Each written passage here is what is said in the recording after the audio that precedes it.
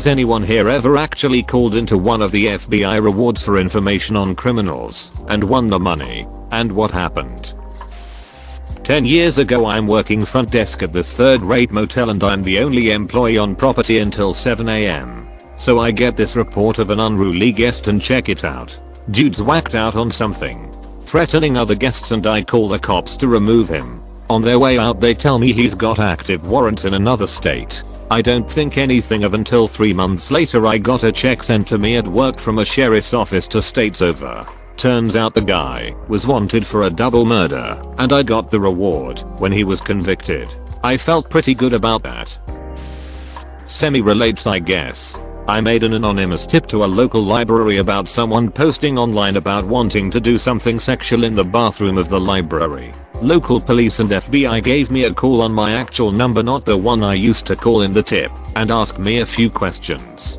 Turns out they set up a raid and caught some 19-year-old who was trying to meet a 11-year-old boy online. Got $500 and they offered to pay me to go on apps websites like Craigslist and such to find the same kind of people. Was pretty cool. My sister has a pretty weird hobby. She solves cold cases by helping match descriptions of bodies that have never been positively eyed to missing persons matching the body's description. She's solved several cases and submits them to the FBI tip line. Twice now. She's gotten phone calls from law enforcement as a result. One from the FBI and one from a local police department. One had reward money tied to it from long ago. She turned it down. Both times. She's informed the agency calling that the missing person disappeared before she was 10 years old. That's her limit. She doesn't look at recent cases to avoid potential problems. And they just kinda shrug and move on. That's all. This is kind of related.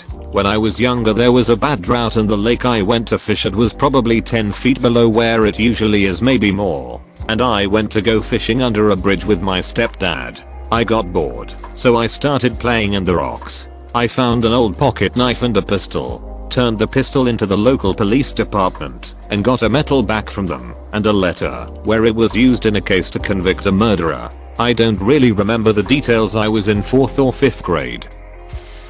My neighbor down the road growing up was always getting into trouble. One day someone robbed a gas station with a gun and accidentally shot the clerk, so he claimed, and the police didn't know who did it. After about a month, they offered up a small reward for information. The guy arranged to have his wife turn him in to collect the reward because she would need it since he knew he was going away for a long time. I met a guy who was in town from overseas while he had family in the local hospital on extended stay. Talked to him for quite a while. Was a nice guy. Fast forward a couple of weeks. Someone with a very similar description was wanted for human trafficking. Same country of origin. Same apartment complex that he was staying. Reported to Crime Stoppers. Never heard anything. Could all be coincidental. Some might say, too coincidental. When living in Minneapolis, I saw a Craigslist ad looking for a roommate that specifically worked at Minneapolis St. Paul International Airport and had a badge that allowed them to access beyond security. I alerted the FBI and Minneapolis police through their tip line. Never heard from either of them. Kinda related. My brother is a police officer on cold cases in Canada. He offhandedly mentioned seeing if $30 amount of dollars could get a witness of an event to actually share info on a murder from 15 years ago. I was rather startled about the amount, and I said, where does the budget for that money come from? His specific organization uses money collected from crimes to buy information. If it really looks like a specific knows information but won't spill. I was rather naive and assumed there was a line in their organizational budget for this.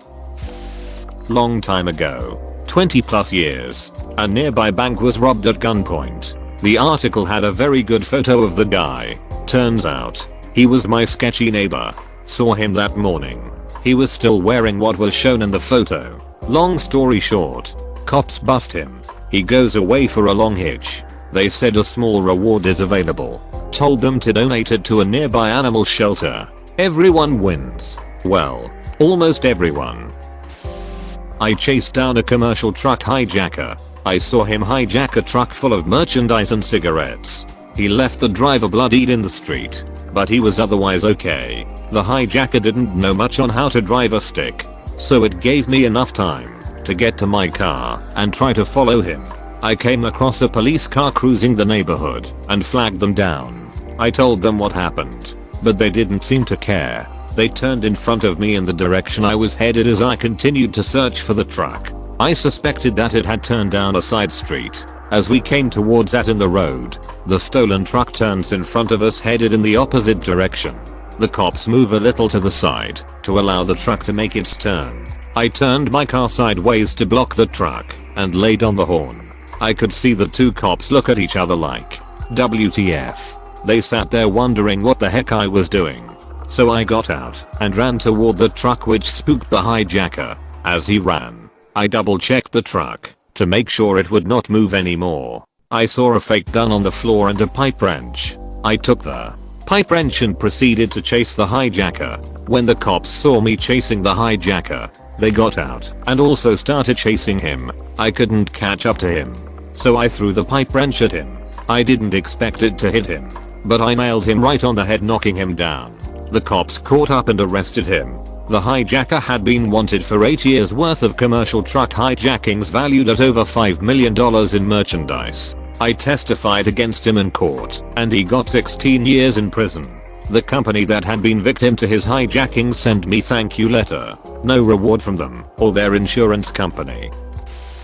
Not me, and not for a reward, but my dad called once. I heard this story secondhand from my mom years later. My dad confirmed, but wouldn't really say much. My dad was in Air Force intelligence. If it has an actual name, I don't know it. That's just always what my parents called it, and served in Vietnam. Shortly after he'd gotten out, he went to hang out at his favorite bar, where everyone knew him.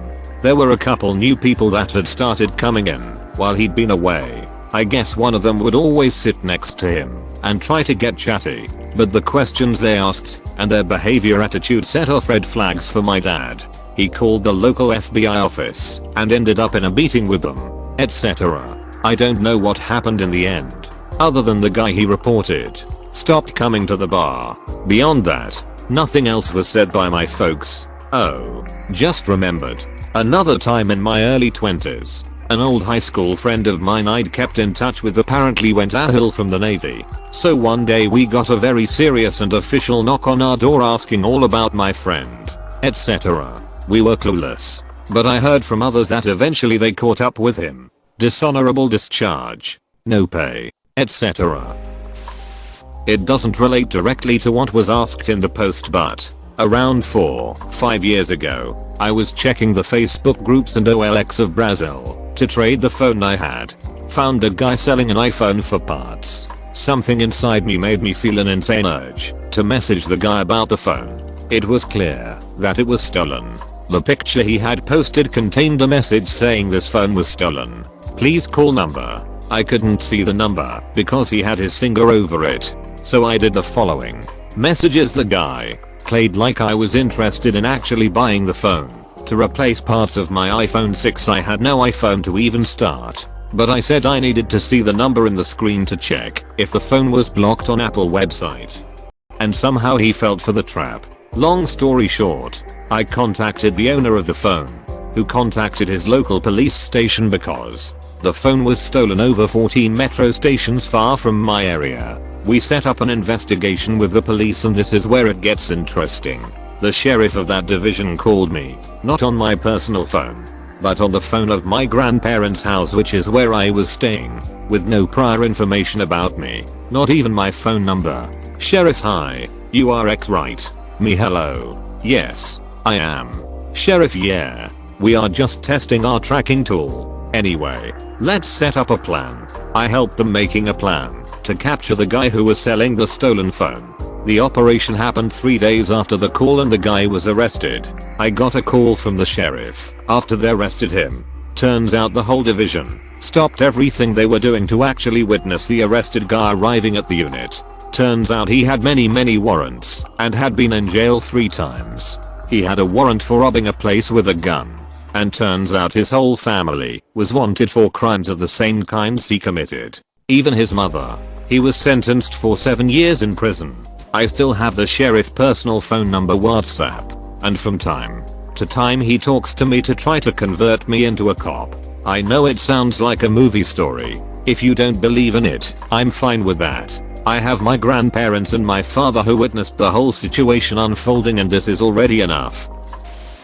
Not as similar, but when my mum was around 18, I'd say, she had a boyfriend who had seen a suspicious car full of people and driving quickly. I can't remember the other suspicious details. Anyway, he went to the police with the number plate of the car and got a 500 reward, as the people he'd helped the police to catch were bank robbers. Bear in mind that this is the early 90s, so 500 is a lot of money.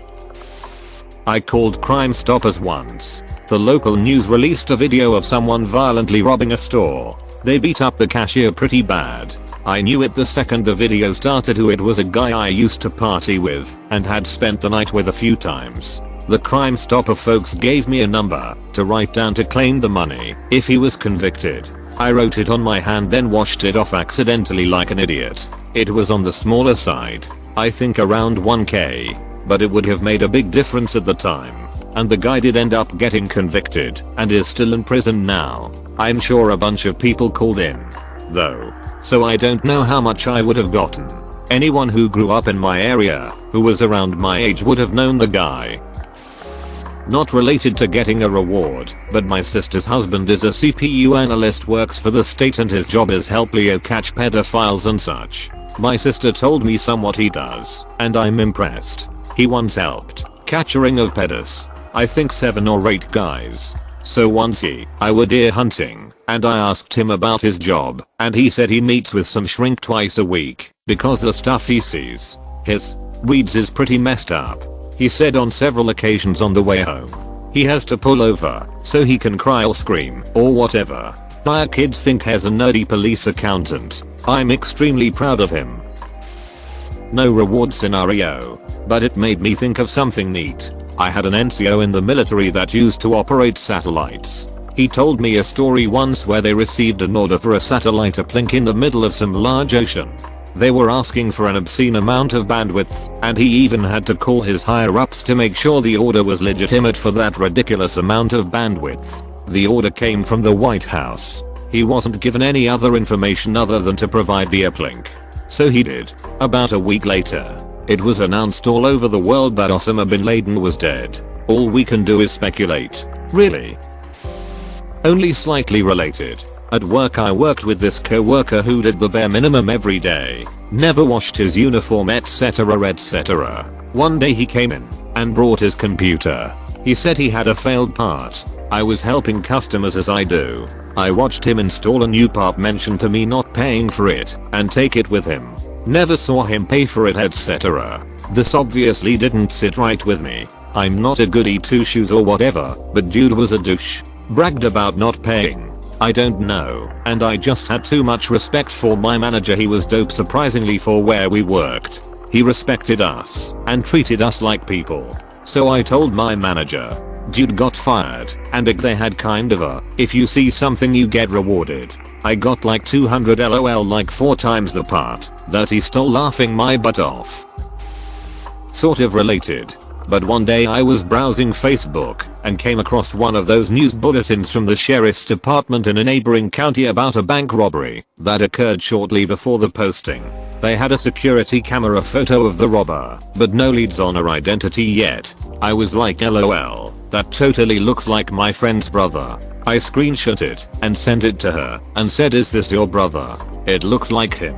She said yeah, it did look pretty similar to him. Turns out it was him.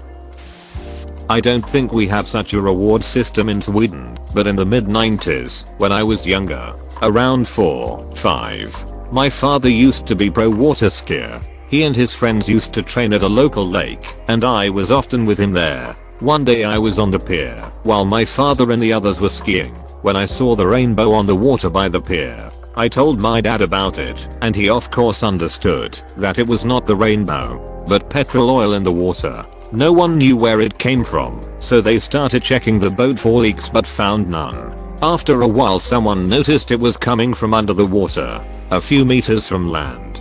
They ended up calling the police, who came there with divers.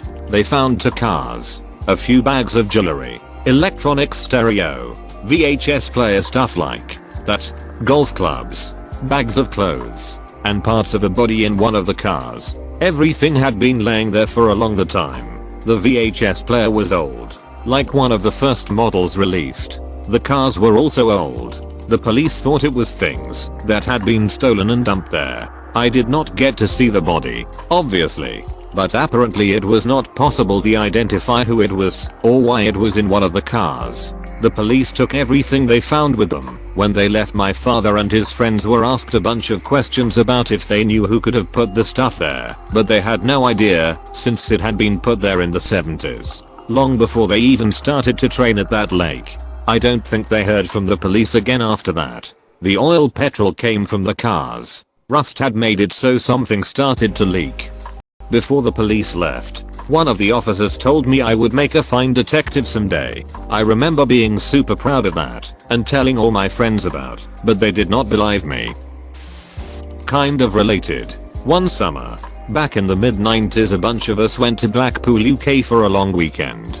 I lost the group in one of the massive, multi-level nightclubs, and as it was close to kicking out time and I hadn't pulled, thought I'd head back to RBB. As I'm walking along some street, a guy at the back of a car with the boot open asked me if I was interested in buying something. I didn't actually hear what he said. I was in my own little world. I look into the boot of the car and there is a showbox missing its lid. Inside is a Beretta 9mm pistol. I recognized it immediately as I was a bit of a gun nerd back then, and even had a pistol license at the time. I had an Astrak Unstable. Also in the box was a box of 50 rounds. No idea if it was a full box. I asked him how much he wanted for it, and he said 200 quid or something like that. I showed him I only had a tenner in my wallet, and that I'd go to the cash point on the main strip. I'd be back in 5 minutes. I head off towards the main strip and call 999 on the first phone box I find, pre-mobile phone. Tell them all the details, the street name and even a partial plate of the car. I then just carried on my way to the BB. I gave them my name and details, but never heard back. No idea if they caught the guy or not. Nope, not American. And when it comes to the Swedish equivalent, duck no. After how they have treated me, I'm no longer on speaking terms with the pussies known as Swedish law engineers. They have really gotten the point across that I'm not a part of society and will never be. Oh well. From now on, if a Swedish police officer wants to talk to me, they will have to do that through my lawyer. Any other country with law enforcement who is worth a damn, I will happily talk to, like Danish polity or American officers.